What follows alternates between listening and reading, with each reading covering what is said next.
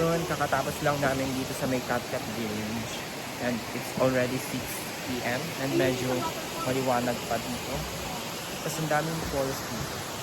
Tapos yung maganda dito guys sa may Catcat Village, sobrang ganda ng village nila kasi it's all about their art, culture, and tradition.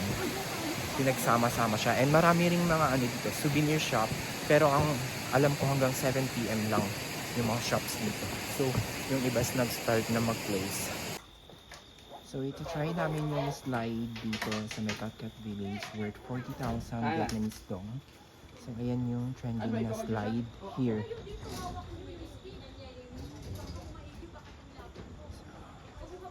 Last minute. Kung allowed ba na isuot tong traditional costume nila na mag-slide, and allowed naman daw. So try namin yung slide. Ayan. Tapos ang cute kasi mag-slide ako ng costume. Tapos ayan. Pero pagka dalawa tayo, mababalansin natin. Aakyat na kami. And sobrang taas ng hagdan. Tapos ayun yung slide. For the video. 100. Oh. Okay. Gusto mo pa ba? Ikaw kuya kung gusto mo. No. No, it's okay. Is it allowed to wear this? And ride?